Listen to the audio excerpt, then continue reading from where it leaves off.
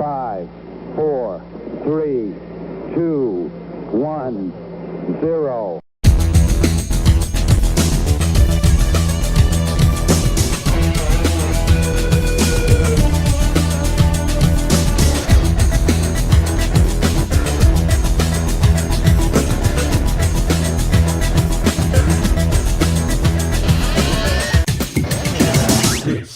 This is the Culture Clash. Liftoff. We have a liftoff.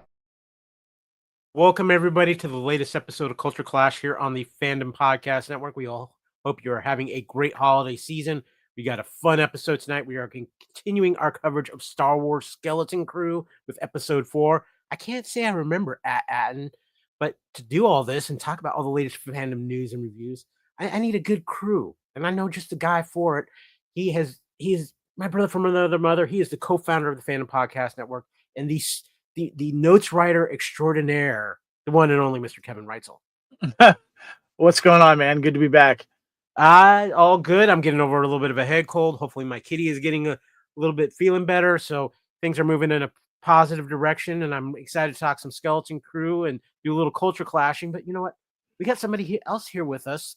She is now a mainstay of the Culture Clash because not only is she here, she joins us on Time Warp, and she's the ultimate queen of movie foo. We all bow to her because we're not worthy. It is the one and only. She would like to consider herself the Winchester sister too, just for you Supernatural fans out there. Miss Lacey Adderhold. Hello, wayward sisters. There you go. Yeah, carry on, just carry on, and of course. You know what, guys? This is Culture Clash, the flagship show of the Fandom Podcast Network, and we thank you for joining us on our YouTube channel for this live show this evening as we talk all things Star Wars and fandom. Skeleton Crew is here, guys. It's been a fun ride so far, and already this is the halfway point. They're flying by. So, I got to ask Lacey real quick here. We're at the halfway point of this show, and you've joined us for this adventure, which is normally something you don't do with these shows. Tend to marathon them and stuff like that. But it's your first time really kind of following a Star Wars show as it's being aired. How you feeling about it so far? I love being able to see it the second it comes out. It's really, really aggravating to only get like 36 minutes at a time. I'm struggling to go back to the 80s when you had to like wait for the day and like you only get that time, like the little nuggets, you know. I will say that I have been every other time I've watched 2 at a time beforehand. So I've caught up. So the first 2 I watched together, and then the third one I watched by itself. But then last night I watched all 4 of them. So it was kind of got that little flow going. Nice. There you go. Get into your binge mode. It really it is a struggle for me not to just be like, no, I will wait. I will wait until it's all 8 of them. But yes, I'm very excited that I'm seeing them one at a time, because I feel like talking about them one at a time there's more to talk about, because you get to like kind of get to the little nits and bits and stuff. So that's it's a learning experience for you. But speaking of talking about it, spoiler alert. That's right. We are going to be diving deep into not only Skeleton Crew, but we're going to be talking about several things in Buy It, Stream It, or Unsee It. So spoilers for this show. This is a reaction show. If you're watching this show, guess what? We're going to talk about some things. So if you have not watched Skeleton Crew episode 4 yet, go watch it. Rejoin us either on YouTube or on the audio podcast version of this show and enjoy the ride, because we're going to have a lot of fun tonight because we got a lot of things to talk about. And just a reminder, too, we are not the only ones talking about Skeleton Crew on the Fandom Podcast Network. Our Star Wars show, What a Piece of Junk. In fact, I think they might be recording right now while we're doing this. They're covering all things Skeleton Crew and giving their reactions in the way they only can on the Drunken Guggen. But too, here on this episode of Culture Clash, we got our standards. We got some breaking news. We got some Buy It, Stream It, or Unsee It, our review section. So we've got a full load. But first, let's talk about what's coming soon to the Fandom Podcast Network and what maybe has just arrived. Of course, all of our complete coverage here on Culture Clash of Skeleton Crew, not only on Culture Clash, but on What a Piece of Junk. And of course, we have our Star Trek love too, Kevin. We got 1 episode left of Lower Decks. Yeah, this is the last week of the final season of Lower Decks, and we're a little sad about that because we really love the show. But we will be covering the final episode of the final season. And yes, Lacey. I'm very excited. I have the first 4 seasons in my cart on Blu-ray. I'm waiting for the next one to be announced so I can order all of them. I'm very excited to binge the whole series. Yeah, I'm hoping they will come in like a its own like collector case or something. That would be cool. 'Cause Yeah.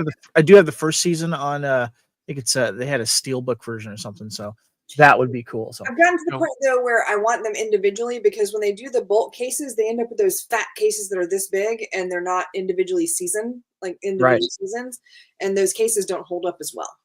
Gotcha. Also, coming after the new year, yes, Kyle? I was just going to say we need a Cerritos carrying case. I would be all for that one, I definitely. don't know what that means yet, but I'm sure I'll understand it later. Coming after the first of the year, we're going to be returning to the Orville, and we're going to be covering the Orville crew profiles. We're going to be talking about each of the main cast members and a couple episodes they've been in and showcasing their characters. And of course, too, our good friend, the Lethal Mullet himself, Adam O'Brien, is covering all things Dune Prophecy with his Mullet Guild. And of course, he will be putting out new episodes of Lethal Mullet itself very soon.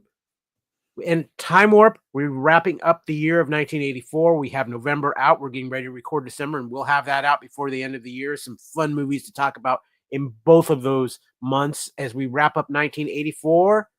And of course, Hair Metal with the Hair Metal Council, and talking about the top 40 hair bands of 2001 via VH1 and their sleaze meter. So if you want to know what it is, give that a listen.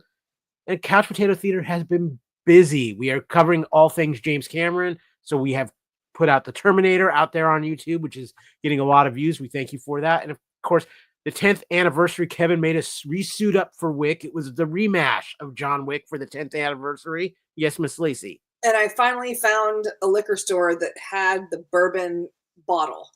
Oh, the one that Norm was talking about. I finally found a liquor store that's the one that Aurelios was drinking on the hood of the car inside his garage, right? Yeah. There you go. There we go. And of course, coming out very soon on the Fandom Podcast Network, our continuing of James Cameron, because he's got all these movies coming out in 4K. We could talk about Aliens, which has a very special place for a certain Mr. Reitzel and his lovely wife. But we also have this amazing 4-hour plus documentary, Aliens Expanded, that just got released as well. We had a lot of fun with that podcast. You're going to learn a lot about aliens that you may not have known, because it's a Couch Potato Theater expanded version of Aliens as well. And of course, too, we just recorded as well with our good friend Jennifer, Lacey, and Kevin. Talk a little Michael Keaton, Johnny Dangerously. Was it a dangerous podcast? Yes, it was a lot of fun celebrating the 40th anniversary of Johnny Dangerously, and we had a blast recording it. Can't wait for you guys to listen to it. It's full of, soakers and everything. Yeah, there we go. And of course, our annual Christmas film, Lacey picked this one out. We will be recording this very soon. It will be out before the holiday. The Long Kiss Goodnight with Sam Jackson and Gina Davis. And coming up right after the first of the year, we will be doing an instant classic mash of Deadpool and Wolverine, and continuing our James Cameron love with The Abyss. And finally, Time Warp is getting ready for the new year as well, which means we're going to be covering a new year. And this time, Kevin, it's going to be the year of 1990. Yeah, we're going to be celebrating the 35th anniversary of all these films. And I'm excited about 1990. You chose that year, and you sold me on it. And we had Lacey put her seal of approval on that. And a lot of these films filmed in the 80s, the late 80s, and they come out in 90s. It's going to be a good time jump. Yeah. Exactly. And a very special event will be happening in the first half of the year on Couch Potato Theater, as well as we will be looking at canon films with our special retrospective, including American Ninja, Bloodsport, Masters of the Universe, and a lot of Chuck Norris. Yes. There you go. You're holding them up. Lacey and I both have the Kino Lorber versions of American Ninja 1 and 2. Oh, yeah. Well, and of course, we are now joined by the Lethal Mullet. I like how the Lethal Mullet comes in right after we talk about what's bit on the network for his stuff. Yeah, I think he's checking it out to make sure we got everything covered. Canon What's up, canon Adam? to Good to him. see you. Good to see you. Guys. Well, guys, there's a lot going on, so let's get into some things, and let's start off with a little bit of news. Let's news.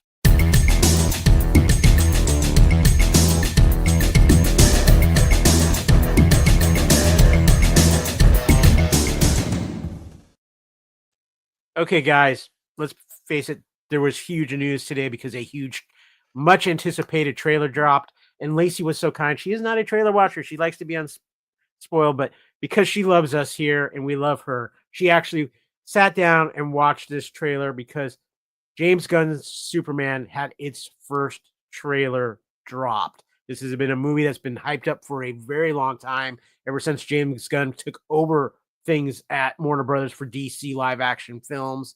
I'm just going to go right into it. Kevin, what did you think of the trailer?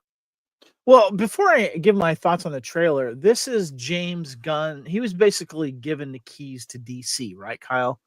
To kind of start this new DC world, because DC has not really done well with its, like the MCU has. The DC Universe theater really hasn't kind of clicked, basically. And so this is the first movie of what we call the Gunn DC universe, with other people directing other stuff coming up, right? Is that what I'm getting? This is the first movie. The Gunn DC universe technically started, and we'll be talking about that soon in Bad Stream with the animated series Creature Commandos on HBO Max. But that's not out though. It is out. The first 4 episodes are out now. Oh, I didn't even know that. Yeah.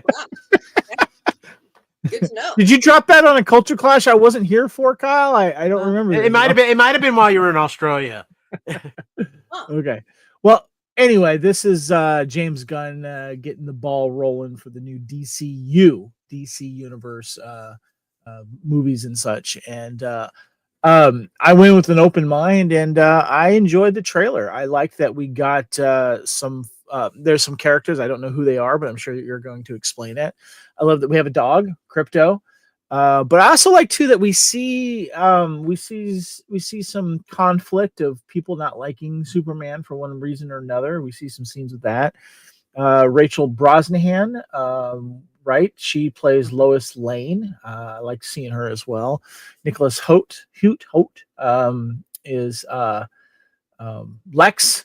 So I'm very curious about this, and I can't remember the actor's name, but I like the guy that plays Jimmy as well.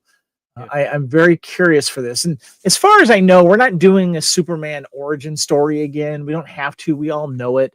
We might be going back a little bit with him and his family, But I like the look of him as Clark. I like how he's got kind of the curly, poofy hair with the glasses.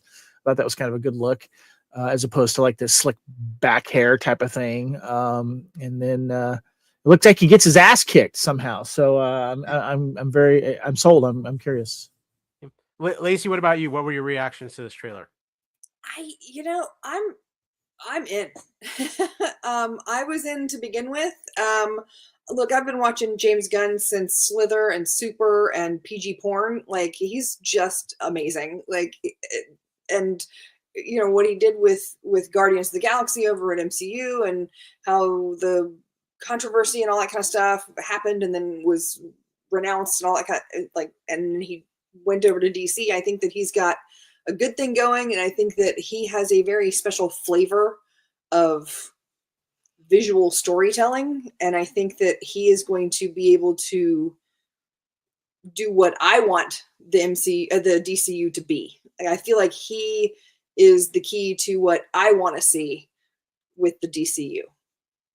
No, I think that's a fair point. I'm going to go through the slides here real quick. That some of the highlights from the trailer. Of course, we have Crypto, which is just adorable, and the super dog coming to save his dad from something what we don't quite know yet.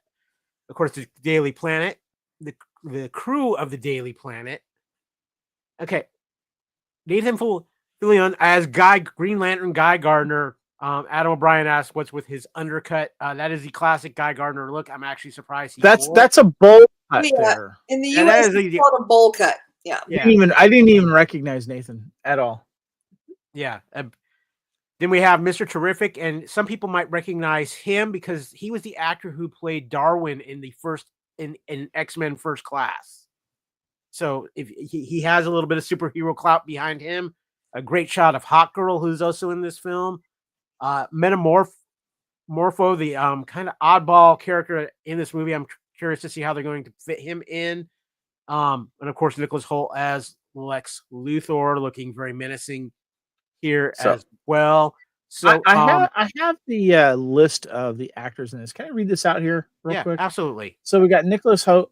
Is it Holt or Holt? Holt. I don't know. Holt. Holt. Okay. He's Lex Luthor. Isabella Merced plays Kendra Summers / Hot Girl. Yes. Frank Yeah. Grillo plays Rick Flag Sr. Mhm. Alan Tudyk is in it, but it's not listed who he's playing. I'll guarantee you he's going to be that android we see that's falling apart at some point in time. Okay. Then Nathan Fillion, bowl cut Nathan Fillion plays Guy Gardner / Green Lantern. Of course, David Cornsweet as Clark Kent / Superman. We got Rachel Brosnahan as Lois Lane. Skylar Gizondo plays Jimmy Olsen. He was in the remake, by the way, of whatchamacallit, Vacation. He's very funny in that one, yeah. Millie Alcock plays Kara Zor-El, otherwise known as Supergirl. Will Reeve, he's a TV reporter, I don't know this, but Wendell Pierce, I like this. Wendell Pierce is Perry White. I love Wendell Pierce. I think he's great. Sean Gunn, the brother, of course, Mr. Gunn himself. Maxwell Lord. Michaela Hoover plays Cat Grant. Pruitt Taylor Vince plays Jonathan Pa Kent. Anthony Kerrigan plays Rex Mason or Metamorpho. Edie Gathegi, Michael Holt, or say it again. Eddie Gathegi. Eddie Gathegi, thank you. Plays Michael Holt, was terrific. Beck Bennett plays Steve Lombard. Maria Gabrielle De Fera plays Angela Spica, the engineer. Yeah, that's well known as the engineer. Yeah. Those are some of the more, and Neva Howell plays Martha Ma Kent. Those are kind of more of the main characters there. Adam, what does Adam say up there? He says the music is ace, a great rendition of the old Williams score. The suit's still average, does not need the briefs on the outside. Cornsweet and Holt are the only question marks for him. Rest seems good. Right on. I think those are good concerns there. You know, I'm kind of on the fence about the suit, but what's important though is the story. I've seen a lot of people mention the story, because the story is what's really sucked throughout the old DCU. And I think that's really important. The fact that we have James Gunn telling his story, I think is a good thing to look forward to. Yeah. I as a comic book fan, I'm incredibly excited about this. I like the look. I like the feel, the classic, the tribute to the John Williams music. I need to see more with Cornsweet as Superman. It's such a hard role to pull off and write for. I have a little more faith in Nicholas Holt because I've seen him play some pretty menacing and evil people in films, and I think he can pull off a very good Lex Luthor. And I'm just very curious to see how this is going to set up the vision of James Gunn for DC going forward. Lacey, I know you had something you wanted to add. Yes, I want to make sure that while we're talking about the cast, Christopher Reeve's son is Will Reeves. I'm so excited to see him as the reporter because in real life he is a reporter. He's a journalist in real life. And when Gunn contacted him, he was like, "What would I play?" And he was like, "A reporter." And he was like, "I can do that." And that's cool. Awesome. That's awesome. Yeah. Yep. And this movie will be coming out right around my birthday, so I know what I'll be doing for my birthday. So. Me too. Do we get everyone's thoughts on the trailer? I don't know. I know I did. Yeah, and Lacey gave her thoughts, and I am very impressed with this trailer. I love James Gunn. I'm excited. Is this the first live action we've seen of Crypto the dog? I think so for live action. No, he was in 76. 70. He was in 78. Was he? Well, really? I don't think like in this kind of role. Dog, and the dog's name was Crypto. He didn't fly. Yeah, but he was in Smallville. He did have a dog in Smallville. Well, I love this, and I think it's great that we have Crypto the dog. I think it's great. Yeah, that it is awesome. I cannot wait. But speaking of something that is fun and holiday timely, David Harbour's having some fun with everybody. He posted this on his Instagram. There he is, Santa with Santa, and what is that in his hand? Why, I believe that is the completed script for Violent Night 2. Of course, the first one released in December of 2022, directed by Tommy Wirkola, with Harbour playing Santa Claus encountering mercenaries who have taken a wealthy family hostage. The film was a hit and grossed $76.6 million worldwide on a $20 million budget. Kevin, I am all in for a second Violent Night. I am as well. I enjoyed the first one. John Leguizamo was good as the villain in that. It was a good cast. I'm curious to see where they're going to take this. But this does remind me, though, I think that Mel Gibson's The Fat Man needs some love as well. If you haven't seen it, he plays Santa, and a rich mobster kid's son gets pissed off of not getting the right stuff and puts a hitman out to kill him, played by Walter Goggins. So if you get a chance, this is a great double feature. Watch, of course, this one. Watch the first one, and then watch The Fat Man. It's a great double feature with Santa's kicking ass and lots of violence. All of these come inspired from Scrooged. That's all I'm going to say. I love it. Lacey, are you a fan of Violent Night? I am a fan of anything that David Harbour does. If he wants to do a 4-hour interpretive dance about the color purple and how it affects his toenails, I will watch it. Yeah, there we go. I adore him. He's fantastic, and he's so good in the first one. It was so fun. So, well, I am hoping that they will be starting filming on this shortly, and that he will be ready for next Christmas. That's all I'm gonna say. So, well, guys, that is going to wrap up the news. So let's transition into what we are really here to talk about.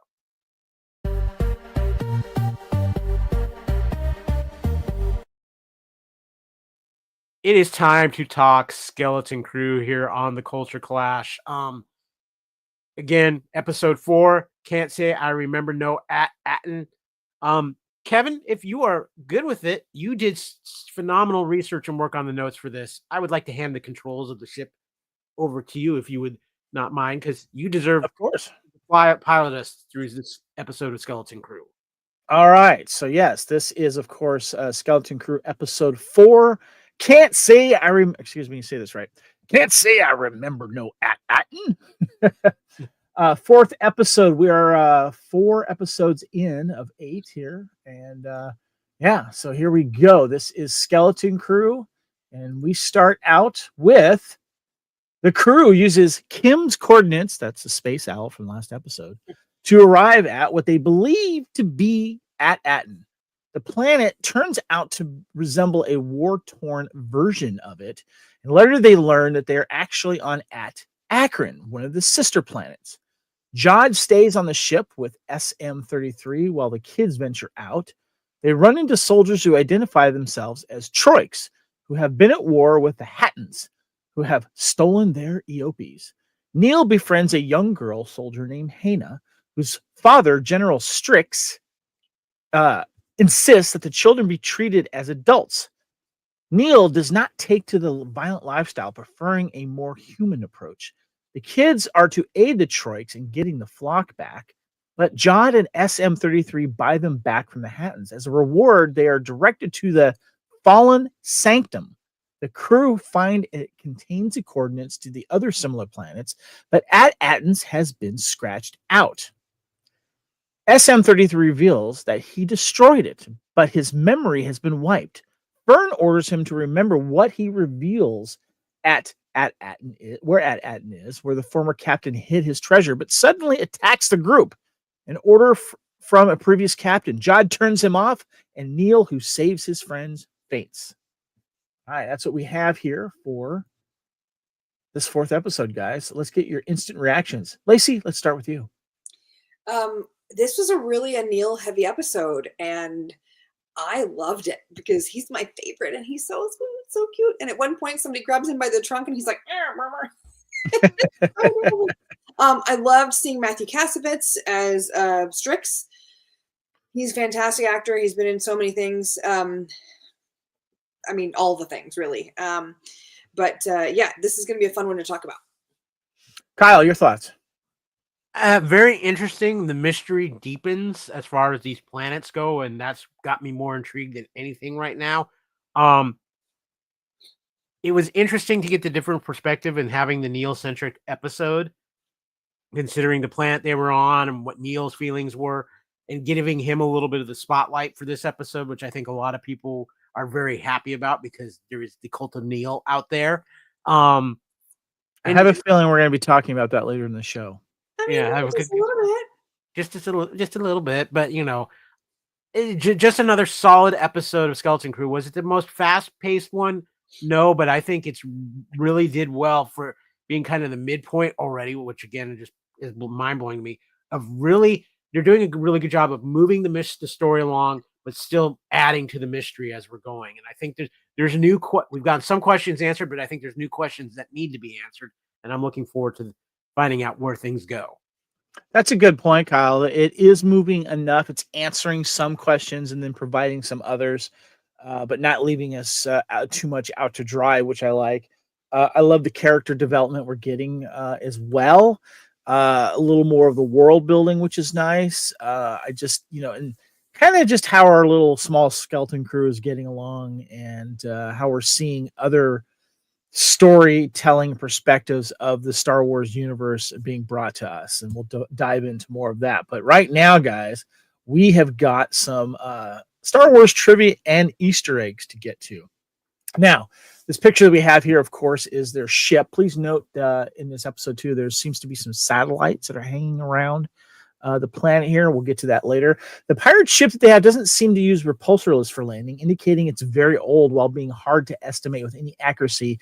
It must be at least 100 years old, likely older. It lands by pivoting its sublight engines from horizontal to vertical, using the downward thrust of the vertical engines to slow their descent, whereas most ships for at least the past century use repulsor technology to land. They are anti-grav generators and use fields of the negative gravity called repulsor fields, in which push against a planet's natural gravitational field.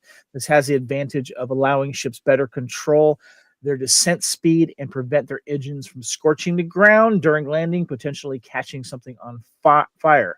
And of course, repulsor technology was first developed for the use of smaller vehicles like speeder bikes, plus to move heavy objects like Han's carbonite frame in episode 5, The Empire Strikes Back, hover chairs that Yoda uses, and so on and so forth. I don't know if you guys notice that when it lands, you see its engines kind of move, and it's like, pushing down on the ground and stuff, Kyle. I just want to know, all this talk of repulsors, I think Tony Stark might have a copyright issue here. What did you say, Lacey? It lands like a Harrier jet. Yeah, pretty much. Yep. Yeah. The next thing I got here too is there are 2 mentions of Star Wars Episode 1 in this episode. Firstly, Eopies are used by Qui-Gon to transport parts to Queen Amidala's ship. Also, there was one that farted. However, they are indigenous to Tatooine and are not explained why they're here at Attin, or at whatever it's called. Secondly, the rival army is seen using a Trade Federation battle tank. Of course, these Eopies are a little bit different. These have horns, where the ones on Tatooine did not. So there's a different breed or version of it. Or now, different time of year. Maybe they shed their horns. Oh, I didn't think of that. That's a good idea. Like antlers, maybe. Yeah, there you go. Okay, so we have some fun Easter eggs here. I don't know if you guys, and I told you to take note of the satellites here. While entering the planet's atmosphere, a collection of satellites can be shown surrounding the New World's orbit. These appear to be for climate control. However, devices like these in the Star Wars galaxy can be used to create major weather disturbances, as shown during Operation Cinder following the death of Emperor Palpatine. I don't know if you remember, but I believe there was a mention of Operation Cinder in the 2nd season of The Mandalorian, that famous episode where they go to that Imperial base to get to a computer, and what's his name? The bald actor, forgetting his name. He's the stand-up comedian. He ends up meeting the old commander, and they talk about Bill Burr. Thank you. They talk about Operation Cinder and how there was a lot of fellow Imperials that were killed during during that battle or whatever that it was there. But they can be used as weapons to kill and call and all that kind of stuff. So that was a deep cut there. I thought that was interesting. Here we have the same mural from Attin, a ruined replica of Fern's house. We basically got a carbon copy world over here, but things are a little bit different. Finding the ruins of a town not unlike their own back home in Attin, the kids find a rundown house that looks just like Fern's. The house has the exact same layout, complete with the large mural that seems to depict the founders of the Old Republic's jewel planets. And the tree in the center has a similar layout of buildings and architecture, having presumably been founded by the same beings. Yes, Lacey. This is one more thing that's kind of giving me Miranda vibes from Serenity, how they sent out all these colonies and had them. This is the Firefly universe that you're referring to. Right, yes. from Serenity. Yeah. Yeah. So it's basically they sent out these groups of people, and they were deliberately supposed to, I mean, basically these were pre-made, kind of prefab, and they built everything exactly the same on all the different places. And Miranda was the one where things went wrong. And it seems like this might be, just slightly different. Yeah, it's interesting. Mm-hmm. The next one we've got for you guys is Kids Battling Adults, a nod to Yoda and perhaps Peter Pan. Wim asking Hannah if she's part of a group of kids fighting adults for control of the planet could be a nod to the Yoda Adventures in 2015 Star Wars comic series by Jason Aaron, featuring the small Jedi Grand Master encountering a planet where kids were indeed at war with the adults. However, it could also be a reference to Peter Pan with the Lost Boys taking on Captain Hook and his crew across Neverland. I was kind of getting some Peter Pan vibes definitely during this. Did you guys get the same vibe? This was Home Alone all the way. What's that, Lacey? Home Alone all the way. Yeah. Kevin McAllister was leading them in their hearts. Yeah. All right. Next, we've got a new subspecies of Eopie. The first seen in the prequels, these camel-like creatures known as Eopies were first seen on Tatooine in the Phantom Menace. Through these new ones seen in Skeleton Crew Episode 4 do have some slight differences. Written by both Qui-Gon Jinn in The Phantom Menace and by Obi-Wan Kenobi on multiple occasions in both Revenge of the Sith and in his own Obi-Wan series, it confirmed that the Eopies on Akron are essential to the Troik's way of life. Interesting. Maybe, like you said, they could probably lose their horns, or just they're a little bit kind of subspecies of the Eopies that we do know. Kind of a beast of burden, so to speak. So, right. Yeah. And you also think, I mean, see, the one on the bottom is naked, right? And so maybe it was maybe they're shaped. Well, that one is from Episode 1. That's the one that farts, and then sure. Then we get the famous P-Usa from Jar Jar. Right. But maybe they're used like that particular time frame. Maybe that they might shave them like sheep, shear them. Or the fact that these Eopies were on Tatooine, so it's so hot and dry there too. They keep them shaved. Yeah. I like that. Mm-hmm. The next one we got for you here is Hannah's blaster looks familiar. Exterminate! Hannah's blaster rifle resembles a Dalek gun from Doctor Who in the classic UK sci-fi series. The Daleks are the sworn enemies of the time-traveling Time Lord known as the Doctor. Whilst it's likely just a coincidence, the blaster barrel is remarkably similar, Kyle.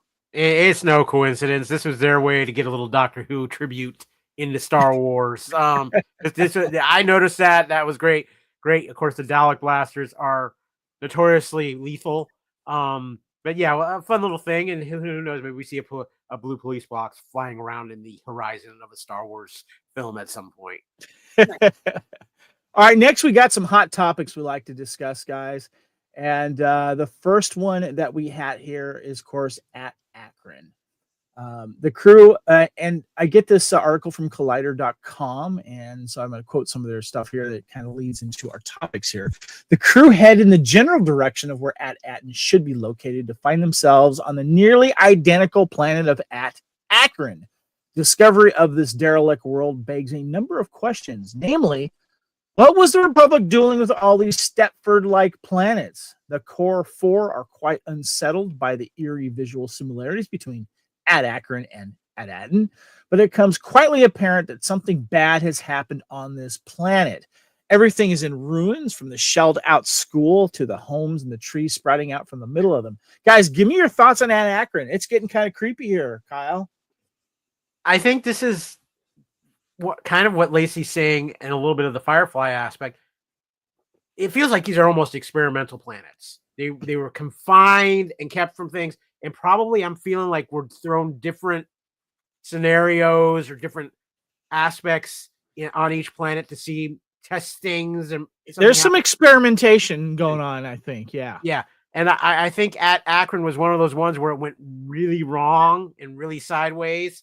And I mean, it obviously is known and has a history to it. And so there's that. And then like you said, just the whole shock for them of on a planet that's basically just like their home planet as far as how it's laid out and everything tells us that, okay, there's something more to these planets than them just being these pearls of the Republic. The Republic was up to something, and then now the question is, what were they doing with these planets? I mean, we kind of thought about that was kind of the idea, and I think this really confirms that. Yeah, the satellites around the planet tell a big story. What that story is, I'm not sure. Yeah. So, Lacey, I think I have two possibilities other than the Miranda thing. Okay, I think like Kyle was saying, maybe it's somebody who, it's like somebody buys 6 ant farms and then does different things to see how they work out, how things work out. The other possibility is something like districts in Hunger Games, or the different factions in Divergence, where they have maybe people who do, farming on one land or one planet, and people who do, mining on another, something like that. Or you have the honor people and the whatever. I don't know. It could be there. They could be divided by caste system of some sort, or some sort of, working system, that kind of thing. Because when they talk to Fern's mother, one of the statements she makes during the testing thing. Are you referring to the last episode or the first episode? First episode, okay. Where they talk to Fern's mother in the school, and she says, when the kid's like, "Oh man, I wanted to be," and she's like, "It's okay. We need all of we need all of the analysts that we can." So maybe Attin was the analyst planet, or something where they do all of the scholarly things, when you see these kids who are 8, 9, 10 years old, maybe 11, doing all the, when they were talking about their sets and all the numbers and the, they were talking about like sine and cos, all that kind of stuff. That's not something that, an average, I don't think any country on the planet does that with 8-year-olds, Right.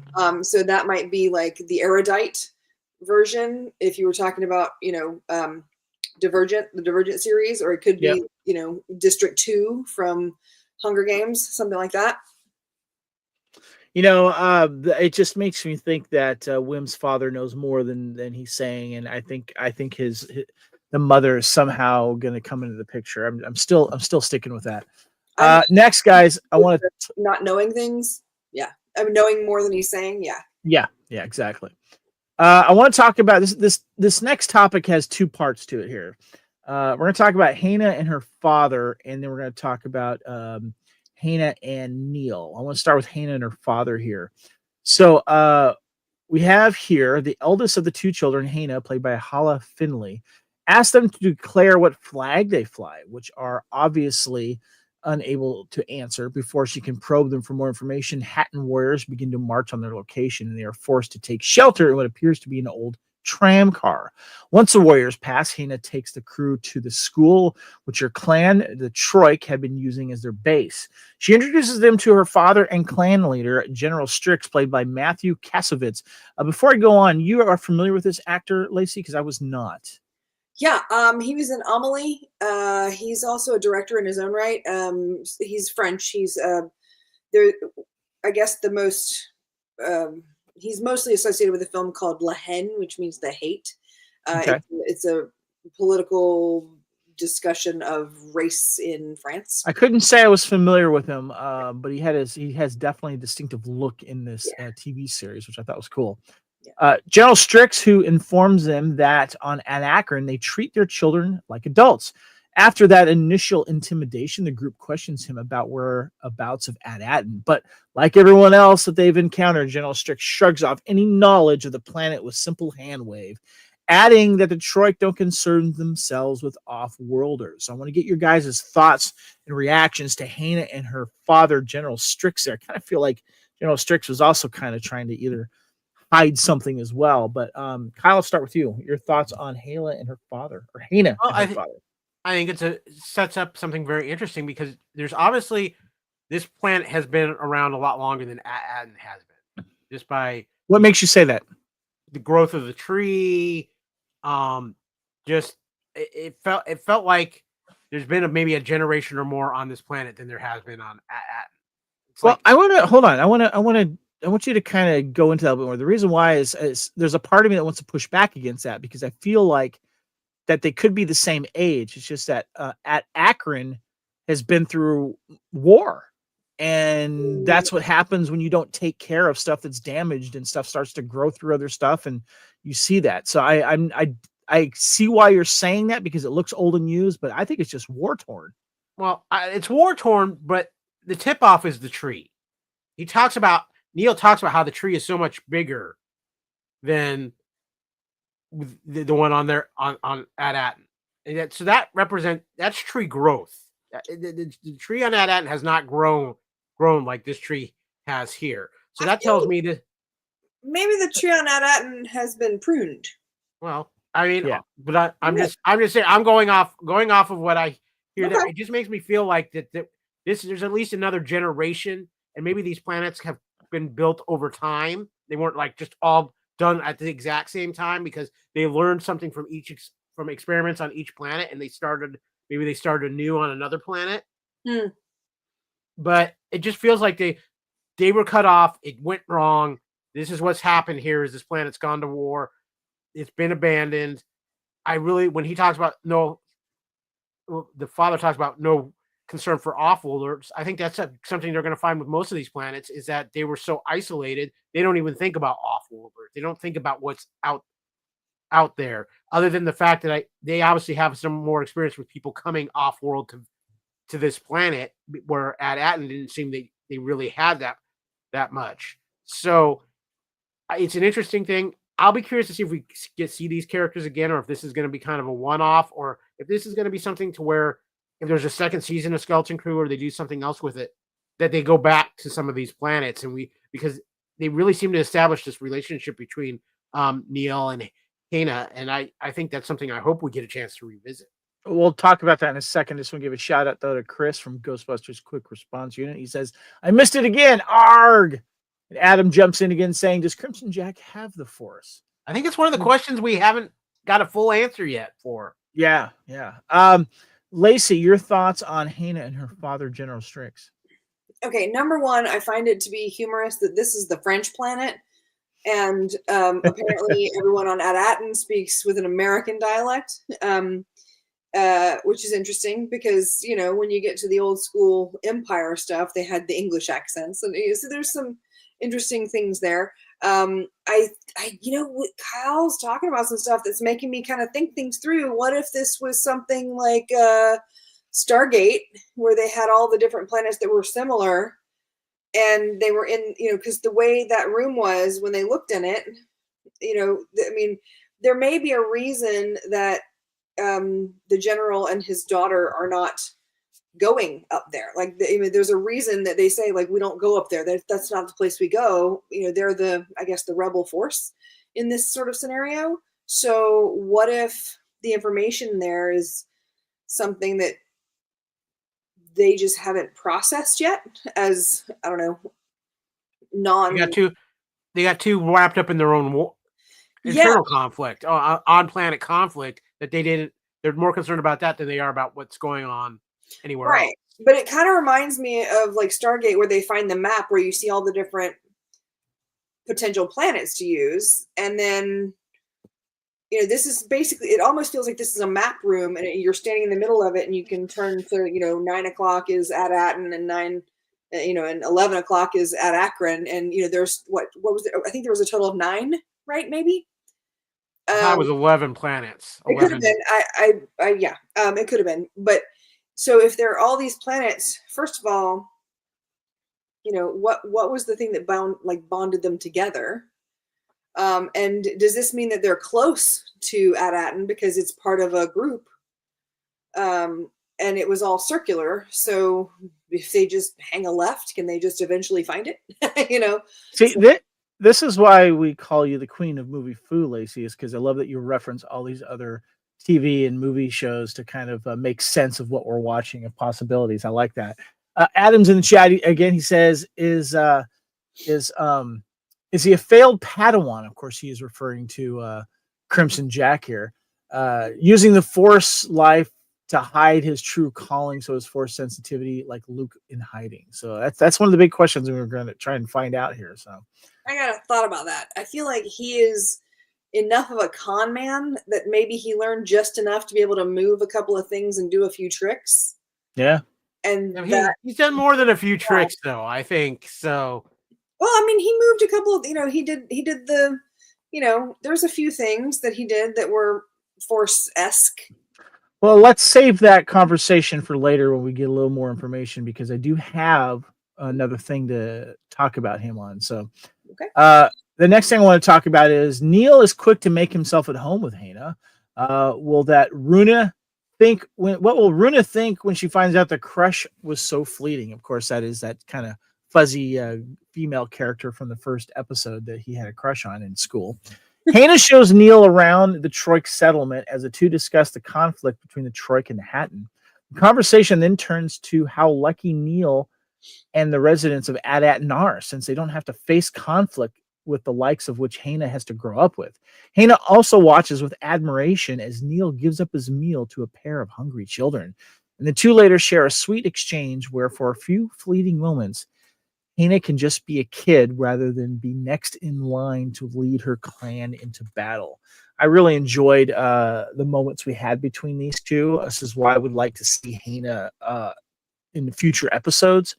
I thought, we're also getting a lot of Neil in this series, and he's becoming a huge fan favorite. We'll discuss more of that later, but I want to get your guys' thoughts on Hana and her friendship with Neil. Kyle. Well, it's an opposites attract kind of thing. It's the fact that you've got Neil with this whole perspective that Hana has never known in her life, from what I gather. She's just known conflict and war, and here's Neil coming from a place where he just wants to be nice to people. Everybody should be friends. Everybody should get along, and I think it's kind of like just mind-blowing to her, but also something that's incredibly appealing to her, because all she's known in her life is fighting, and they meet somebody who just sees her not as a warrior, but just as a person. And I think it's a childlike mindset, again, a little bit of a childlike mindset. She is with somebody who kind of lets her be a child a little bit, and she has respect and cherishes what Neil has, because she's never had it. And for Neil, he's, again, trying to show her like, hey, there's more to it than just fighting all the time. And that's Neil's personality, is that he's the one that's always looking for the best in the situation, looking for the best in people, even when he's terrified at times. But that's what makes that character special, and that's what makes this relationship so interesting. I did want to give a shout out. So Robert Timothy Smith plays Neil. He's the voice of Neil, actually. The Neil performance artist, hence the person who's in the outfit, is Casey Barrowman, a female actress. I just want to give you guys a heads up on that. Okay, Lisa, your thoughts on Hana and Neil? Well, first of all, I think that his crush on the girl or boy or whatever the animal was that was in the first episode, I don't think that really changes. I think that this is just a kid being a kid. And I think that it kind of mirrors Carl showing up at Alexandria in like Walking Dead.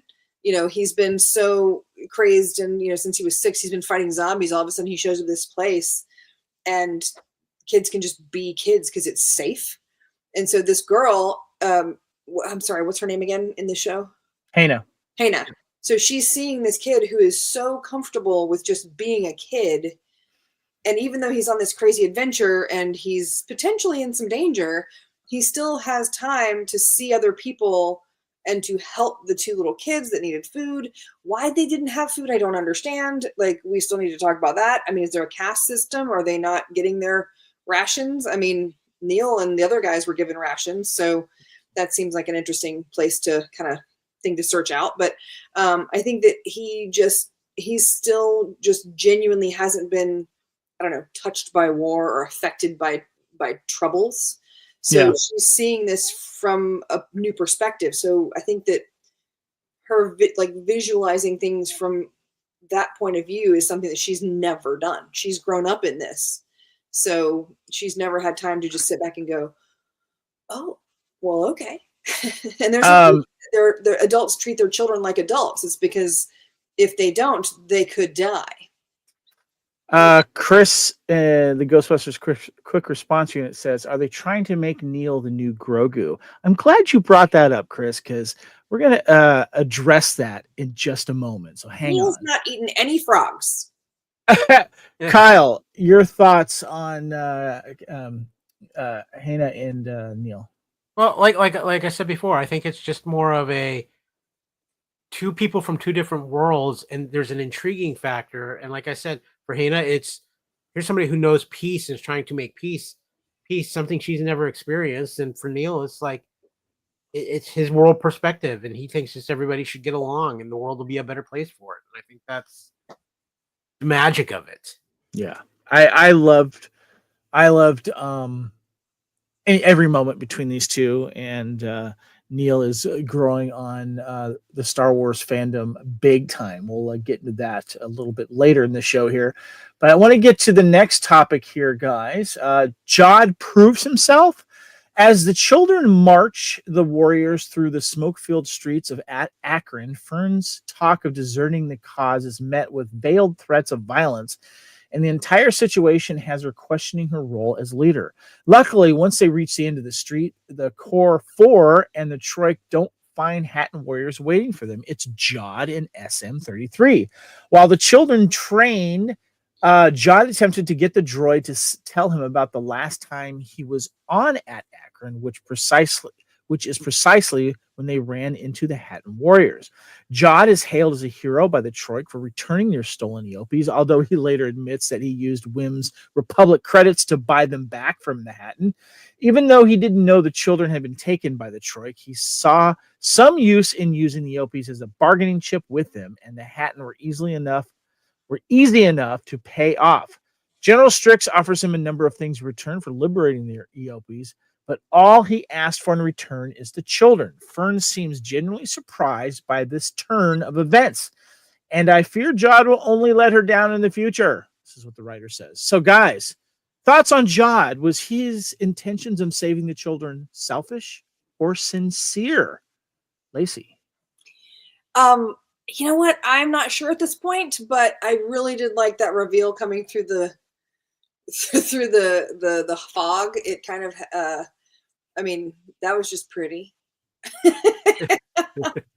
Yeah, I'm happy to see kind of it's obvious that I kind of wish that we had seen the discussion, because he's standing there with 15 people with guns, and he's just like, all right, just kill me, it's fine, just shoot me. And the next thing you see is he's just wandering along with a herd of animals, like, these might come in handy. I really wish we had seen that little interaction.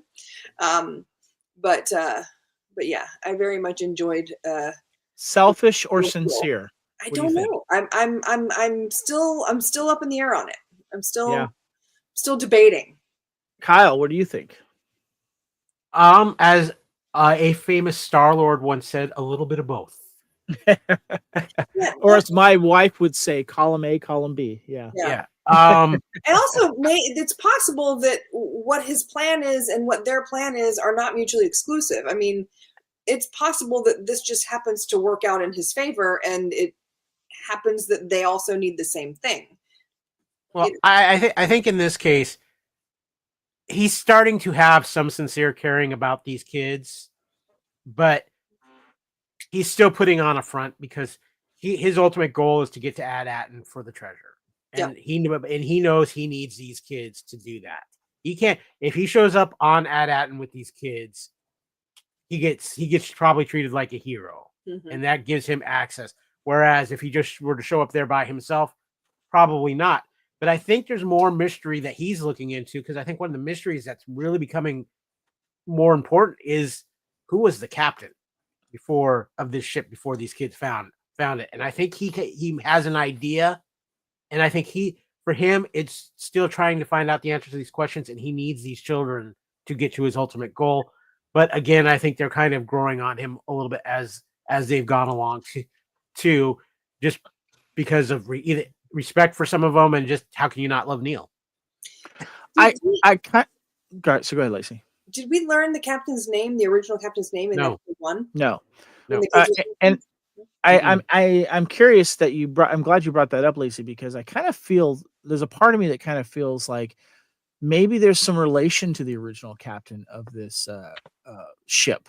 Maybe Jod is a distant relative. Maybe that's going to play into it. I'm kind of curious about that. If there's like a pirate lineage going on here, and he has these Force abilities, but he's never been a full trained Jedi or anything like that. Because we haven't really seen anything else. So, all right, the last main topic we have here, guys, is how many planets like Attin are there? The Fallen Sanctum and SM-33. It eventually confirmed that this new world is known as Akron, a dark mirror to Attin. That's long been plagued by war between clans known as the Troik and the Hatton. Once Jod and the kids make it to the world supervisor's tower, other Old Republic jewel planet names are confirmed as well. At Atu, at Arisia, at Raven, at Akoda. Likewise, each name seems to be delivered from the mythology and ancient kingdoms. With the promise of finding home once again in sight, Hana mentions that there are old carvings in something called the Fallen Sanctum. Jod, the children, SM-33, rig a rickety lift to take them to the top of the Fallen Sanctum Tower.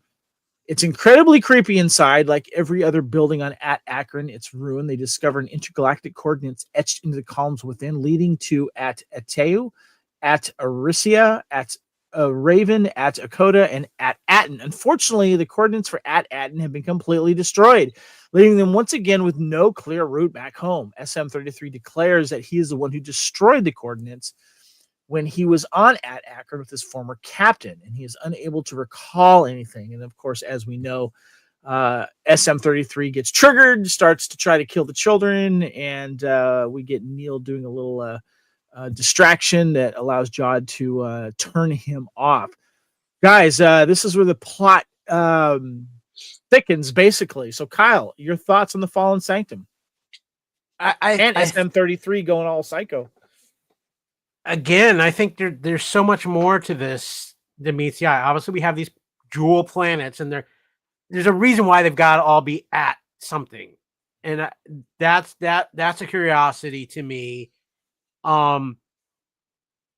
There's more to this too. This captain of this ship knew or found out something, and that's why he had instructed SM-33 with these things to prevent anybody from finding the truth.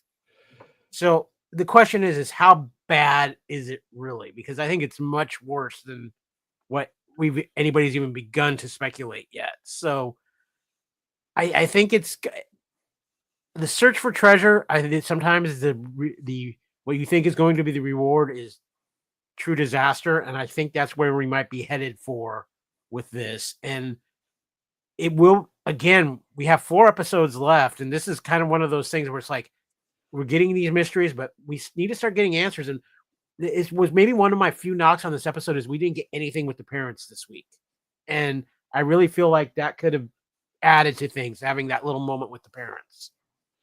Lacey, your thoughts on the Fallen Sanctum in SM-33? I think that the disrepair here versus just those clean lines and how everything is so pristine and how, they keep talking about the great maker or the great plan or whatever they call it. I'm not convinced that Attin is not the bad place.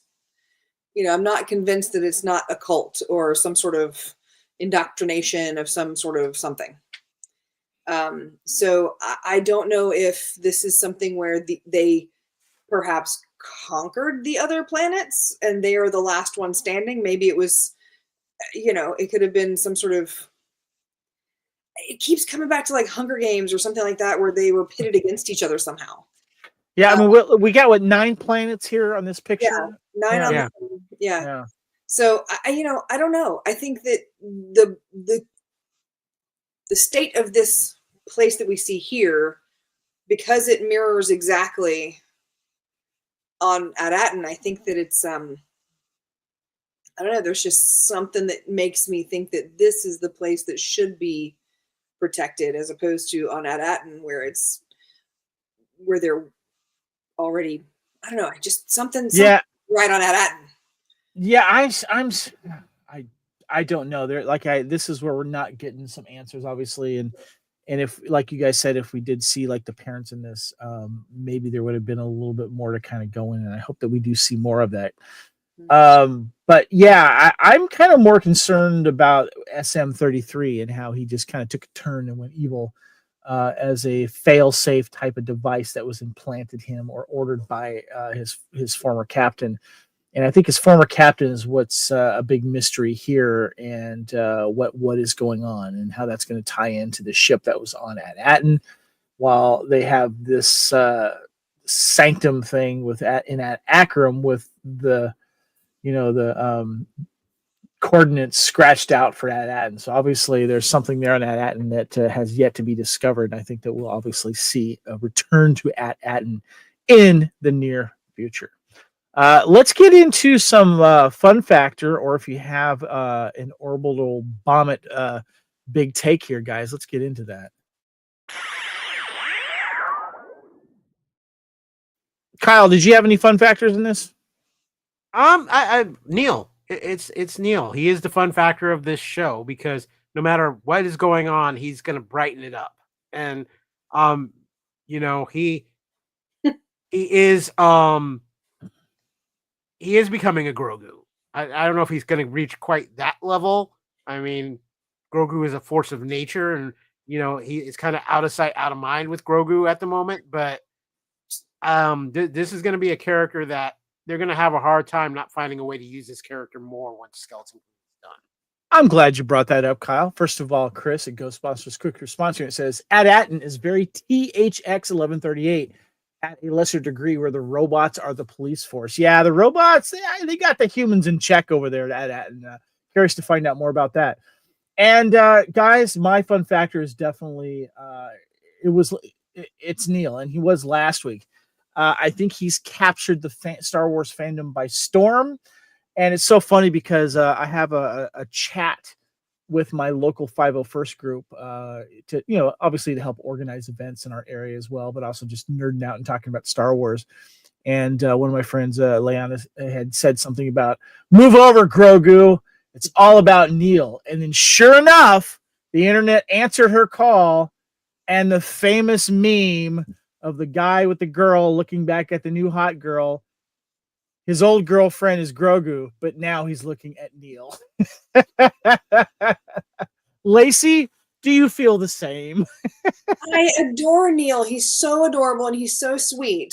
I will say that as far as like fun factor, I think that Jod did have some fun kind of bits where this is an adult man trying to argue with 4 children, and he keeps losing. He keeps losing the arguments. And I think that does offer like a little hint here and there of just some like mild comic relief, but his frustration and the fact that his frustration is kind of offset by the fact that you can always see him calculating just how to make the thing, how to get what he wants. But I think that he deserves a little bit of love for this episode as well. I feel like Neil has become the heart of the show as well.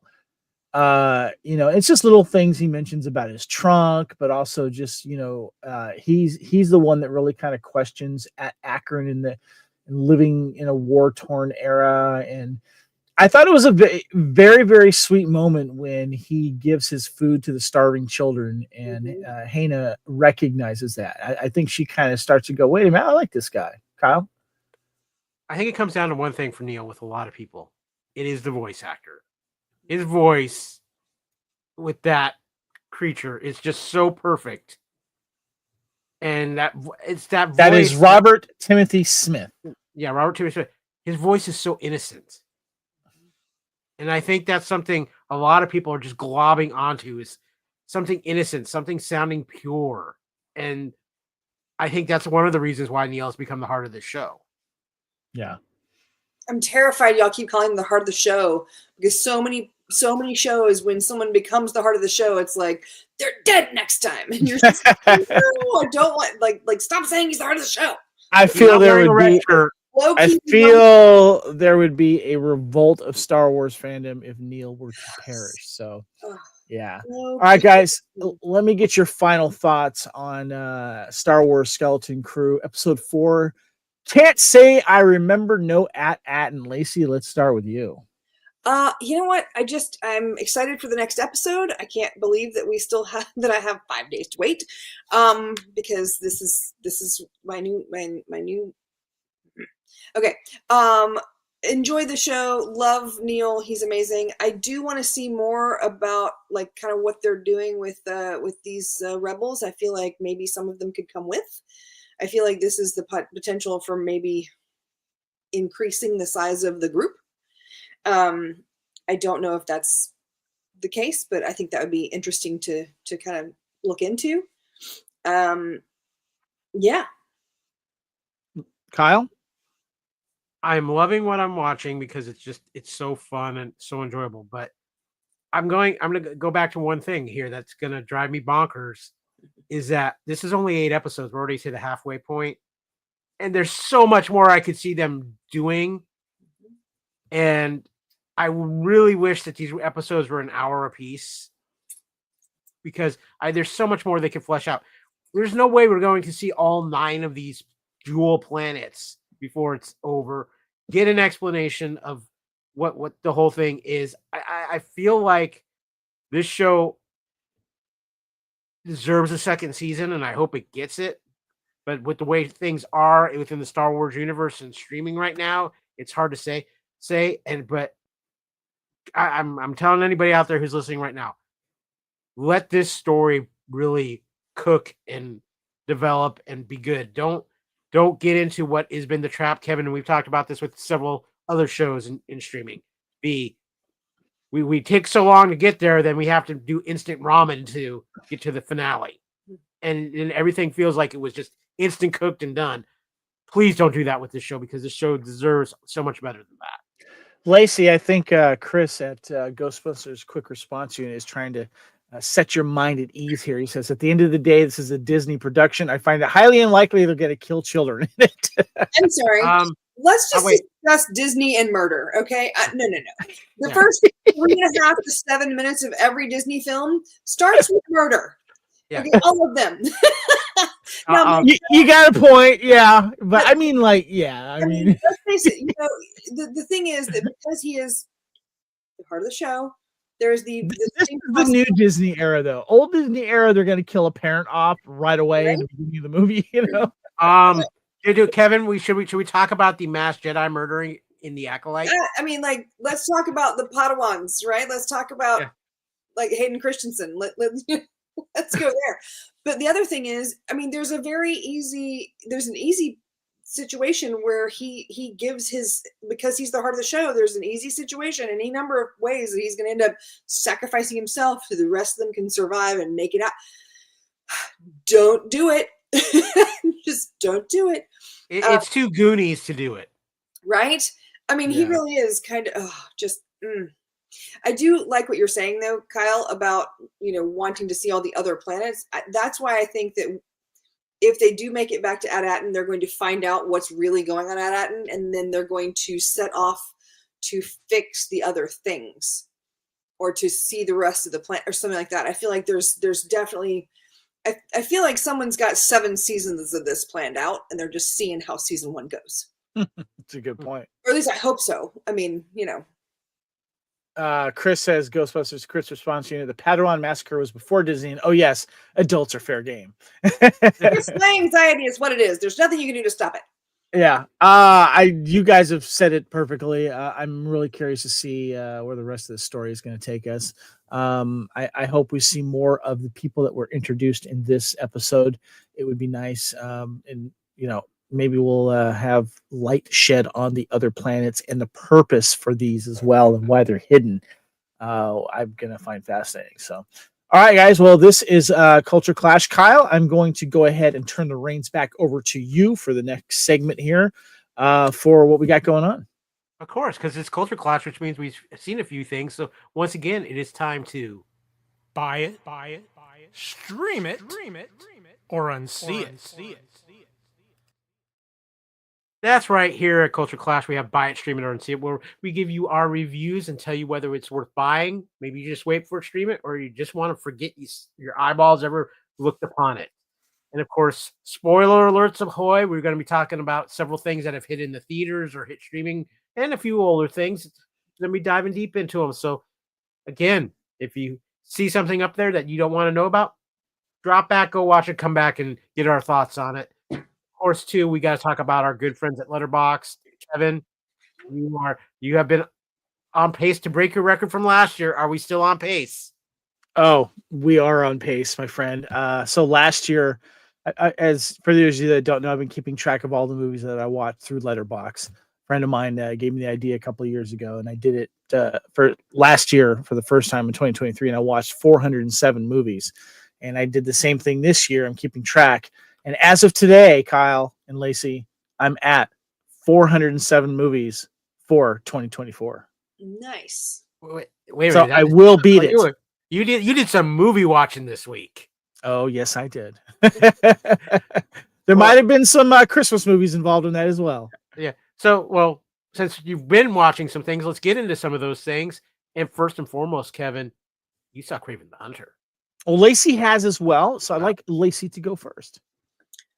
Okay, so Kraven the Hunter, interesting visuals, interesting backstory, not too heavy on the backstory, which is nice because, you want your, I'm all for an origin story, but I need the pace. I need them to do 20 minutes and pick up the pace. You know what I mean? And that's sort of something that a lot of superhero films kind of fall short with. They take too much time on the origin story. I like that the origin in this was flashbacks, sort of dispersed through the film. I think there's a little bit of musical there's a couple of music cues that were overwhelming for me. Like at one point, I won't get into the specifics, but there's a music cue where it feels like Tim Capello is off in the corner, like with his saxophone from the Lost Boys. And I was just like, y'all, really? Like, what is happening right now? This is a lot. I did not expect a Tim Capello reference here in Kraven. Right? But do you know what I'm referencing? No, I don't. Okay, that's okay. I don't want. I enjoyed the movie. I think that there was a lot of really good setup, and I think there was a lot of interesting questions that still need to be answered.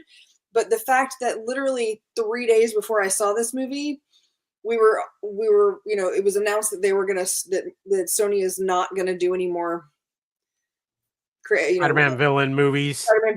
So we know that there's not going to be a sequel, at least not through Sony.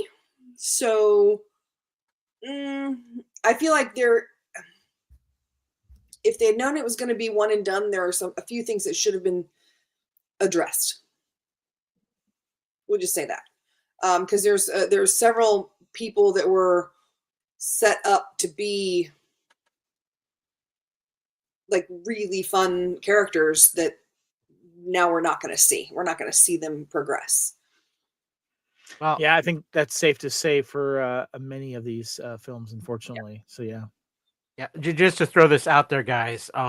Its first weekend, only had an $11 million box office opening, the lowest ever for Sony, Marvel, and Marvel. So they didn't announce. They didn't publicize it at all. There's no popcorn bucket. There's no cup. There was nothing. Well, this movie has been moved like 3 different times too. Yeah, it's nuts. Like when I walked into the Regal, when you walk in now, you have to walk through all the popcorn buckets from all the different movies so you can decide what you want or whatever. And I walked up and I was like, "Where's the Kraven stuff?" And they were like, "Yeah, no, we don't, nothing." Yeah. It's sad. I'll be honest with you, because I actually enjoyed this movie. I thought it was a lot of fun. Yeah. And Aaron Taylor Johnson was fantastic in this movie, and I knew nothing about this character, and I'm fine with that. I don't know how that falls in with Spider-Man villain stuff or whatever, But I love the fact that he has this Russian background and that Russell Crowe plays the father of this Russian kind of crime family. And, he's trying to teach his young children. You do get a little bit of backstory with him as children, teaching them to be hunters, teaching them to be men. And Russell Crowe's character wants to, Aaron Taylor Johnson character to kind of take over the family business later on. And he pushes back against that and then becomes this hunter who basically, the way it looks like he takes out mostly out bad guys. He's not like, taking out innocent people in this.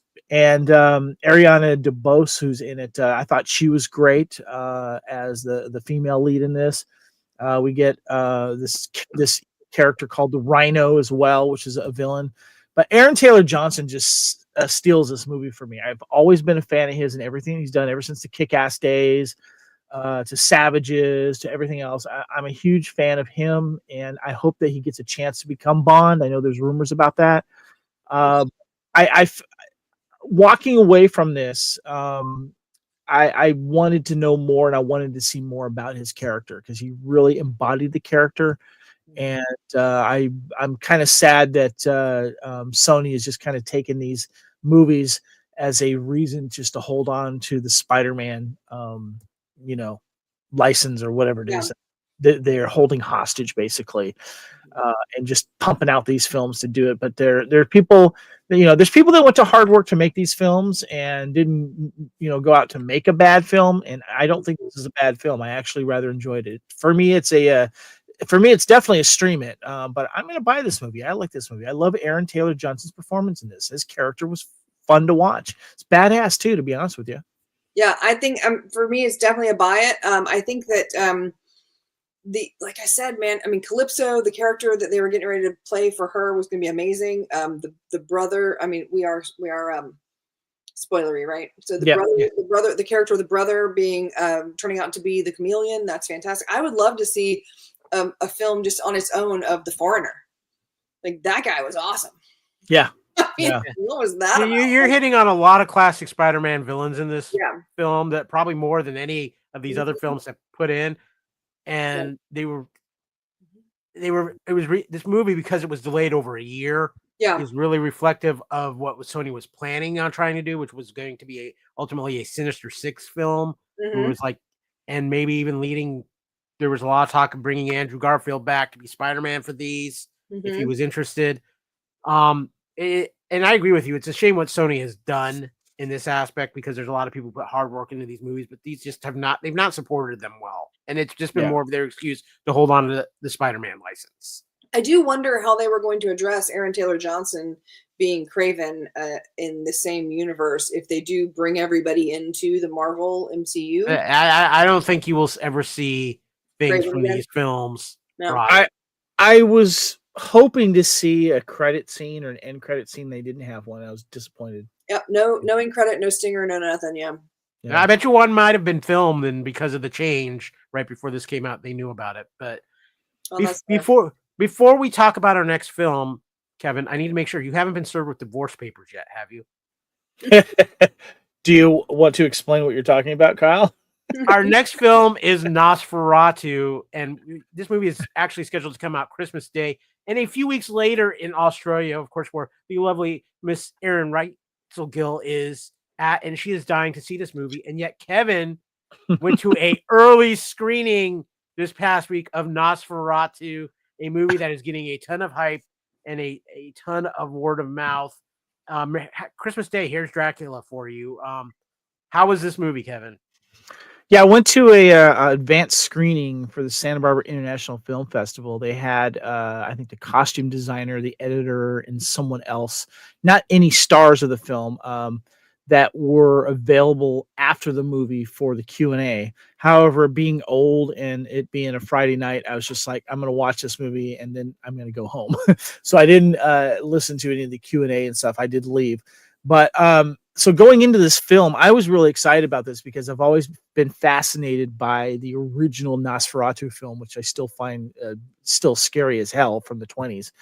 And I know there was a remake as well and stuff, but this one, seeing the trailers for it and how it is derived, of course, from the story of Dracula, I was a little concerned about the director, Robert Eggers. He did a horror film that my wife loves called The Witch. And for horror film fanatics like my wife is, I am not. She loved this film, and he got a lot of praise because of that. But then he does the movie with called The Lighthouse, which I went with my wife to go see because he had done The Witch. Couldn't stand that film. You have to be on drugs to somewhat enjoy that film. It was horrible in my opinion. And then we went to go see The Northman, about Vikings and stuff like that, and that one went off the handle in my opinion as well. So I'm like, strike one, strike two for Egger films here. But because it's Nosferatu, and the thing that Robert Eggers he has a certain stylistic approach to film, which I will give to him. That I did see in The Lighthouse and in The Northman, that makes his filmmaking fascinating to that degree. Story-wise, I'm not a fan of those two stories that he did. I have not seen The Witch. Don't know if I will, but I heard that is a good written horror story. Well, he wrote this story based off, of course, the Bram Stoker original Dracula. And it stars Lily Rose Depp, Nicholas Hoult, Bill Skarsgård as Nosferatu, and also Aaron Taylor Johnson. All right, Aaron Taylor Johnson is in this. Taylor Johnson is in it as well, but also Willem Dafoe. Thank you, who is also in The Lighthouse. He is in this film as well. I tell you right now, though, this has a gothic approach to the storytelling, which fits this perfectly, this style of filmmaking and this story perfectly. Plus, it's filmed in like Romania and stuff like that, and so all the locations fit and everything. His style, his filmmaking this is a perfect movie for him and his style, and I think this is going to be his crowning achievement so far. And it's scary, it's unsettling, and it's tense. The music really lends to everything here. The costumes are fantastic, and the acting is good as well. It's just a beautiful looking gothic telling of this character of Nosferatu, and it gets creepy AF at times. And I do want to see it again, and I've been given an order by my wife to make sure I try to search out the popcorn buckets, which I believe is the casket of Nosferatu. What was some other ones that were being advertised? Lacey, do you know? There was the it wasn't a casket. It was like the crypt. Oh, the crypt. Okay, gotcha. Crypt. I saw that in the picture that we saw, there was a cup in the background, but it was kind of faded out, so you couldn't really see. So I don't know what. Okay. It looks like there's a cup, maybe a combo situation. So this comes out on Christmas. I'm hoping that it's showing Christmas Eve as like a preview night. I would like to try to check that out instead of going on Christmas. It's not anywhere on on Christmas Eve. I can't find it anywhere. So yeah, otherwise I'm gonna have to try to do something during Christmas Day. And of course, if you don't get your hands on those buckets soon, then they're gone. Yep. So, but anyway, it is a buy it for me. I highly recommend it. It is yeah. So, a couple of notes. I have not seen this yet. I'm very excited about it. As we all know, I don't do scary movies, but Dracula is one of my favorite characters of all time. I actually did the Dracula tour of Romania. I went to Transylvania. I went into the Carpathian Mountains. We stayed. You'll love the look of this film, then. Yeah, I climbed Mount Panari and went and saw the ruins of Vlad the Impaler's fortress. I bought a bat that's encased in like lucite. We went to Sigurdsora, which is where he was born. We went, all these places. It was really fascinating. So I'm very excited. I would also like to say that it's interesting that Willem Dafoe is in this film. I don't know who he plays, but he played Max Schreck in the 2000 film Shadow the Vampire, which is about like what would happen if Max Schreck, if the person who played Nosferatu was actually a vampire in real life. Yep.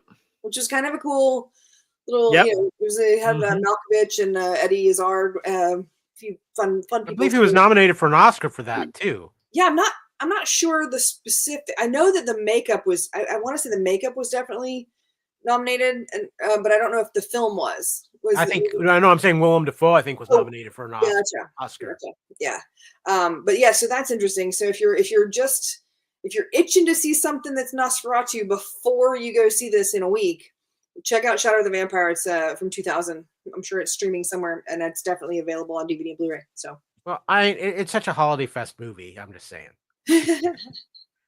But moving on, Kevin, you've also been watching a show on Peacock that a lot of people are talking about, and that is the TV show that is a remake of Day of the Jackal. Yeah, I actually just went and watched the original film earlier today and got caught up on that one. And basically, Eddie Redmayne stars as the Jackal, as a professional assassin with a mysterious past, which you do get to learn about. He is an elusive assassin who makes his living carrying out hits for the highest fee. He soon meets his match in a tenacious British intelligence officer who tracks him down in a thrilling cat and mouse chase across Europe. First of all, what I like about this film is, first of all, Eddie Redmayne is great. He's leading a dual life in this. You know, he has his family on the side, but then he's doing this assassin stuff, right? He's known as the Jackal.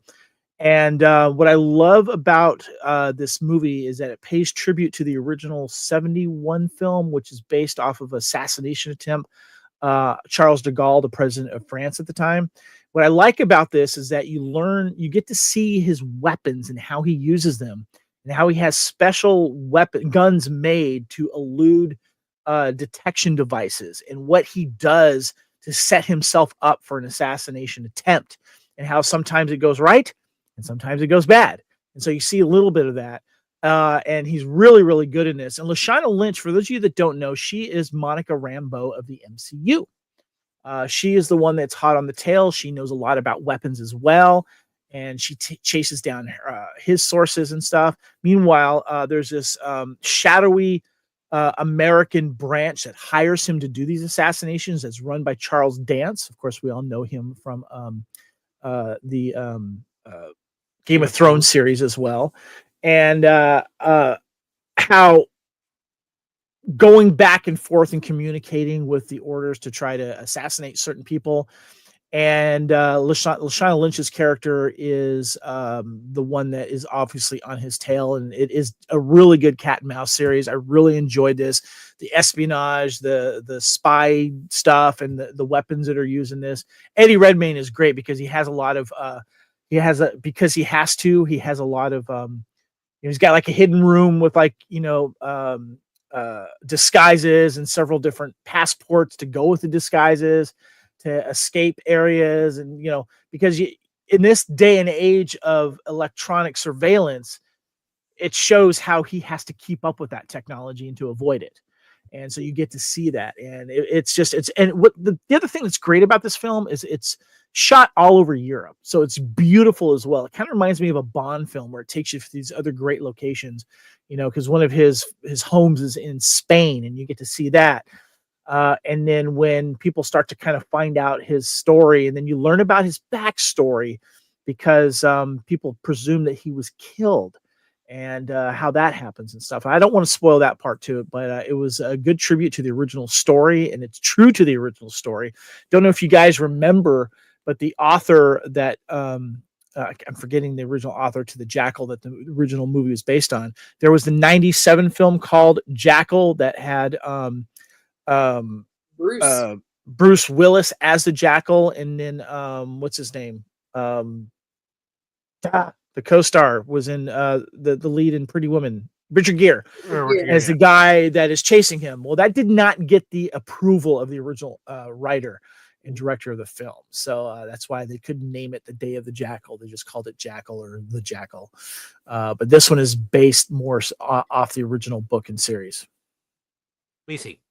This also has a Dracula Nosferatu link in that Charles Dance was in Dracula Untold.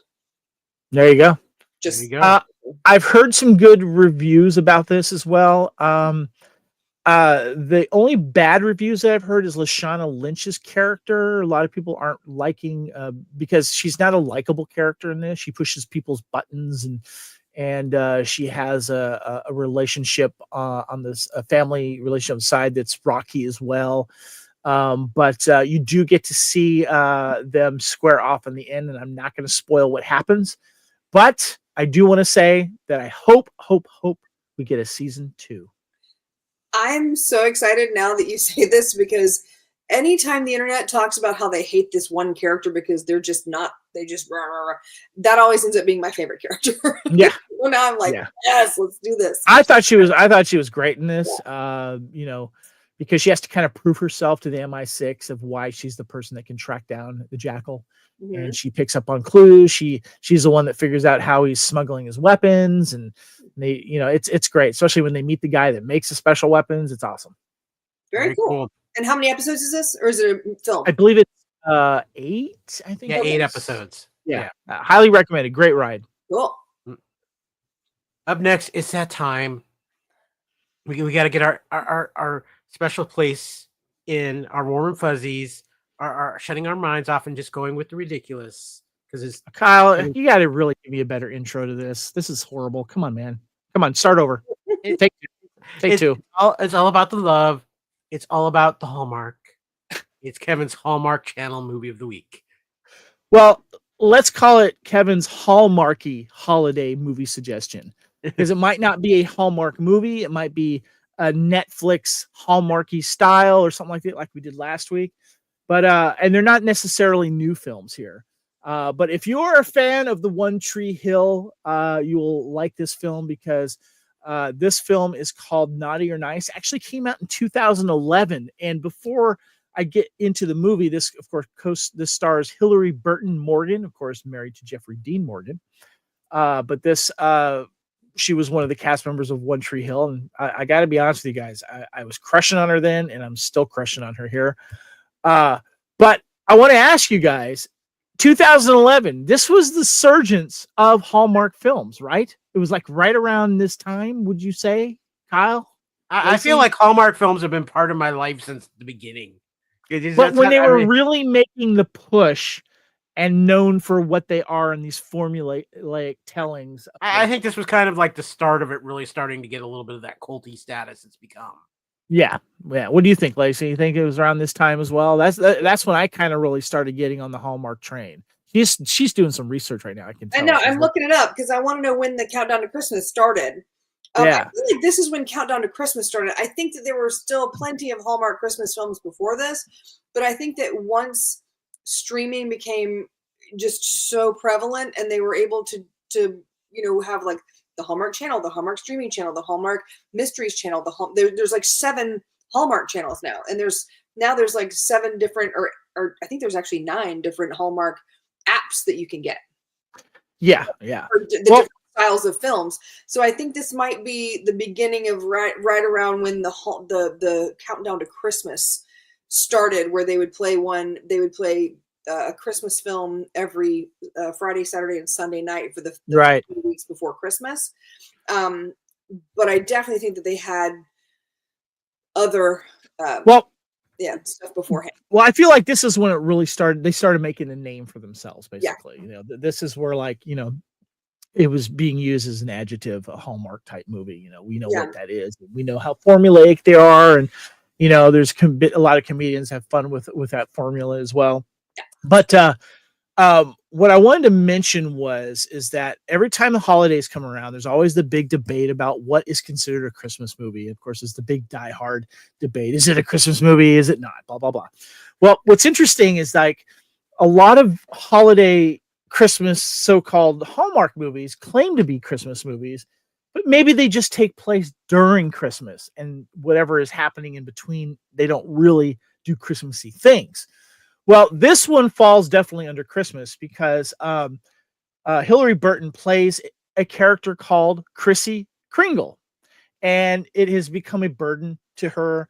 It's a name that she got. She's not, related to Santa Claus or anything like that. So sometimes she gets met for Santa Claus, mailed to her by accident. But she's known as she's this down luck advertising executive, and all of a sudden she gets mailed Santa's famous naughty or nice list, and she uses it to her advantage to find out what people are doing behind the scenes. Are they on the naughty list, and what are they doing? And she can see what they're doing that is naughty. She's part of this cul-de-sac that is famous for, all the houses doing Christmas lights except for hers, and people get on her case about it.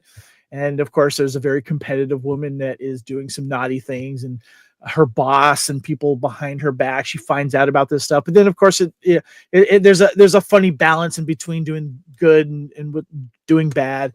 But she's very, very sweet in this film. It stars. What I love about this film, though, is her parents are Family Ties parents, Michael Gross and Meredith Baxter Burney. They play her parents in this, which I thought was great. Michelle Hurd, of course, from Star Trek Discovery, she is in it as well. And her fellow co-star from One Tree Hill, Danielle Ackles, she is in this as well. And this is an older film. You can find it streaming, I believe, on Amazon, and it's also on Pluto, if I remember correctly. But I found it in this little 4-movie collection here. I did want to showcase this here, guys. That you can't really find this movie by itself alone on DVD. And this particular one has The Town That Christmas Forgot, The Wishing Tree, and It's Christmas Carol, starring Princess Leia herself, Carrie Fisher. But this is the movie. This is the only DVD I could find that actually has it on it. So, but you can find it streaming. Lacey, have you seen this movie? Yeah, I watched it last night. I had seen it before, but I wanted to catch up on it. I think I have the same DVD that you have there. But we need to not forget that Jessica Tuck plays the across the street neighbor. She was known as Nan Flanagan on True Blood, which is so against type for it's really fun to see her play this character that's like so sweet and kind of she's a little bit of the foil, but and Matthew the boyfriend Kyle XY is his Matt Dallas. Yes, I kept thinking Matt Blue, and that's not the right person. But Matthew Dallas as the boyfriend, and that's I remember him from Kyle XY. I remember that series. Kyle XY. Man, I sent gummy bears or sour Patch Kids to the studio in like that push to try and get them to bring it back online. I was so sad. Do you want to explain what you're talking about? Because I don't know what that means. The Kyle XY thing. Kyle XY, they had in the show, they had the gummy Sour Patch Kids, and so when we found out it was canceled, there was like an online movement to send. Okay, gotcha. So, what are your thoughts on Naughty or Nice? I loved it. It was fun. It was one of the more magical, shall we say, Hallmark movies. Most of them are, woman moves to small town to fix thing for business of sorts, and either reintroduces herself to her high school sweetheart, or the owner of the mill that she's trying to buy for her real estate firm or whatever, and then they fall in love and everything's great. This actually had an actual like magical component. It had an actual Santa component, which I really enjoyed. Yep. So yeah, I think that this is definitely a Christmas film, not just a film that takes place at Christmas.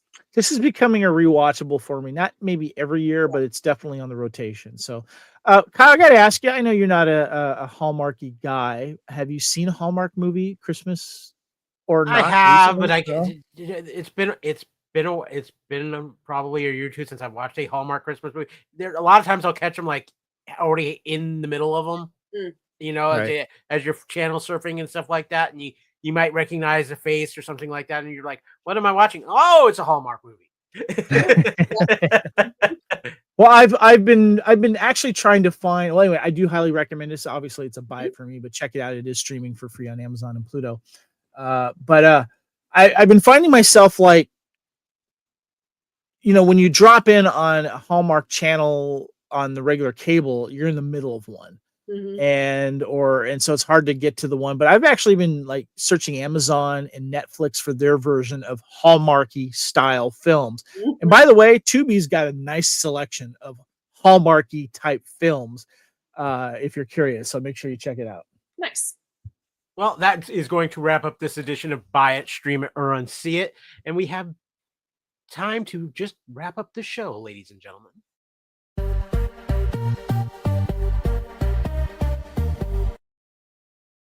Yes, you've been watching Culture Clash, the flagship show of the Fandom Podcast Network, and as we've been covering all things Star Wars Skeleton Crew. Can't say I remember no Attin.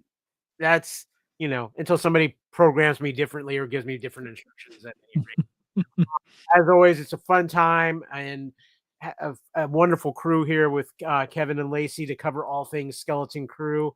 And of course, too, a reminder, our friends at What a Piece of Junk are also covering everything Skeleton Crew. Check them out on the Drunken Gungan here on the Fandom Podcast Network.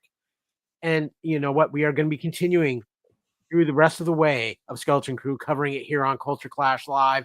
So make sure you check us out on the Fandom Podcast Network YouTube channel or listen to these audio podcasts on our master feed at FPNet.podbean.com or wherever you get all your major podcasts. Yeah, we're coming up here. Next episode will be December 24th, Christmas Eve, episode 5. And directed by Jake Schreier. And of course, New Year's Eve, Bryce Dallas Howard steps in with our last 2 episodes hitting January 7th and January 14th, with John Watts returning to direct the finale. But you know what, guys? You have been enjoying Culture Clash here on the Fandom Podcast Network. We hope everybody has been having a great holiday season so far.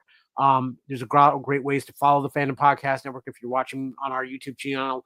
Thank you so much. Thank you for everybody who joined in the chat today. Chris, Adam, everybody who has been watching, everybody who's listening.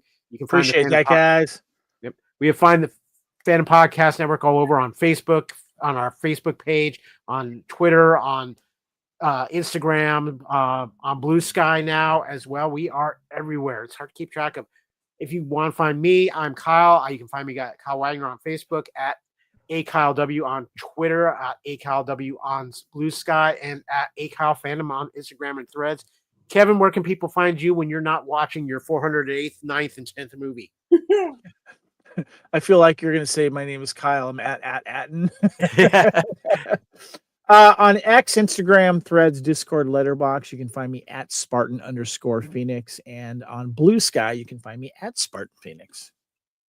Well, and Kevin, and good night to you, Ghostbusters Chris. Always a pleasure to have you in there. And Kevin, if you were really going to find me, you'd find me at because that is the greatest Star Wars toy ever made.